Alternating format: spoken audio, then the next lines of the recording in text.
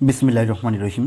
আলোচনার শুরুতে স্মরণ করছি সর্বকালের সর্বশ্রেষ্ঠ বাঙালি জাতির জনক বঙ্গবন্ধু শেখ মুজিবুর রহমানকে, এবং তার সাথে স্মরণ করছি বাংলাদেশের 4 জাতীয় নেতাকে, এবং স্মরণ করছি 30 লক্ষ প্রাণকে, যাদের প্রাণের বিনিময়ে অর্জিত হয়েছে স্বাধীন বাংলাদেশ, এবং আরও স্মরণ করছি 3 লক্ষ মা বোন, যাদের ইজ্জতের বিনিময়ে অর্জিত হয়েছে স্বাধীন বাংলাদেশের স্বাধীন মানচিত্র।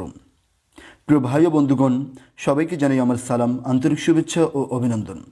আজকে আমি যে বিষয়টি নিয়ে আলোচনা করব সেটা হচ্ছে যে ঢাকা শহরে এত পরিমাণ অগ্নিকাণ্ড হচ্ছে, কি কারণে, এর জন্য দায়ীকে, এবং এ থেকে মুক্তি পাওয়ার উপায় কি, এ নিয়ে আজকে আমি আলোচনা করব। রাসউক বা রাজধানী উন্নয়ন কর্তৃপক্ষ আওতাধীন এলাকায় গড়ে ওঠা এক থেকে বহুতল বিশিষ্ট প্রায় 5,17,000 ভবন রয়েছে। যুগান্তর নিউজ করেছিল যে ঢাকা শহরে যে ভবনগুলো রয়েছে সেগুলোর মধ্যে অনুমোদন নেই 61%। সংবাদ অনলাইন একটি নিউজ করেছিল, তারা বলেছিল রাজধানীর 90% ভবন অগ্নি ঝুঁকিতে। দ্য ডেইলি ইত্তেফাক একটি নিউজ করেছিল, সেখানে বলা হয়েছিল রাজধানীর 3.25 লাখ ভবনের অনুমোদন নেই। ঢাকা ট্রাইবুন বাংলা তারা একটি নিউজ করেছিল যে ঢাকার 55% ভবন আগুনের ঝুঁকিতে।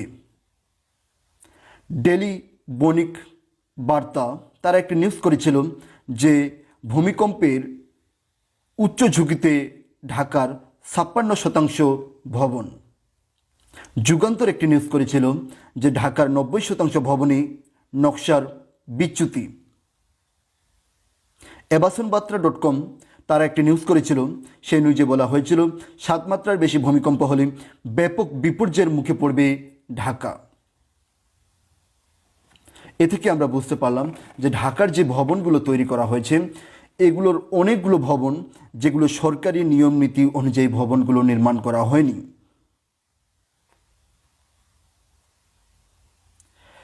এইসব ঝুঁকিপূর্ণ ভবন থেকে আমরা বর্তমানে কি পাচ্ছি তা নিয়ে এখন আমি আলোচনা করব।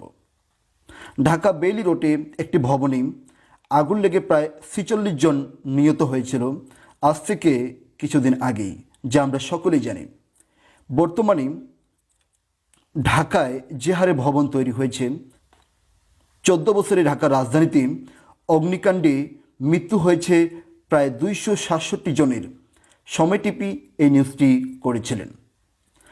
এছাড়া ঢাকায় যেসব ভবনে আগুন লেগেছিল সেগুলো হচ্ছে নিমতলী,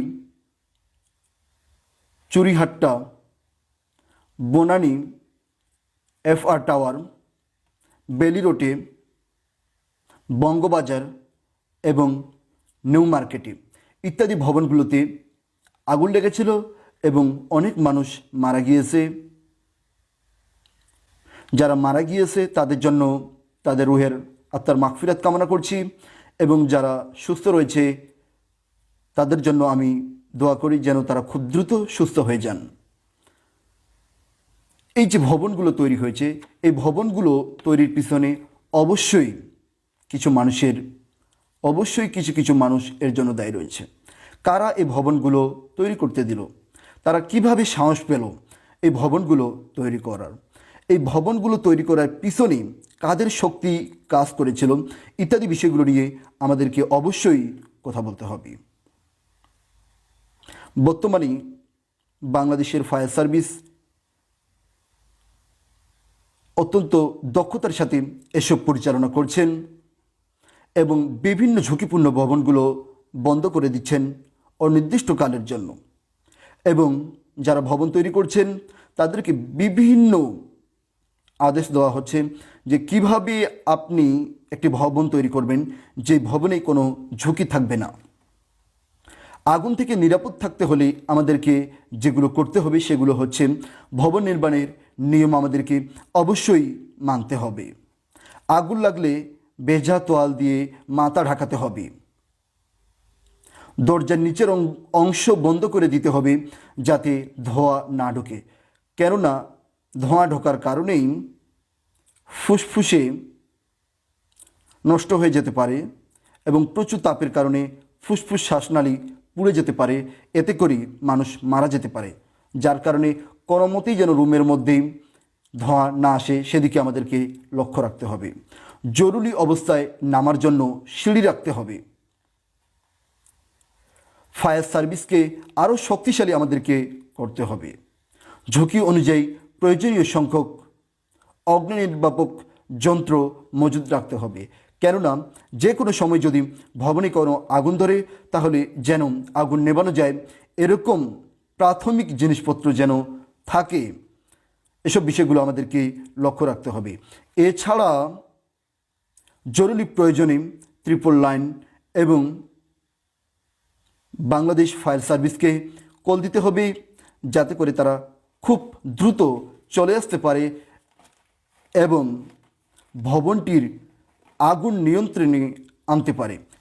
এসব বিষয় আমাদেরকে অবশ্যই দক্ষতার সাথে কাজ করতে হবে। এই বলে আমি আলোচনা এখানে শেষ করব। জয় বাংলা, জয় বঙ্গবন্ধু, জয় হোক বাংলাদেশের মেহনতি মানুষের।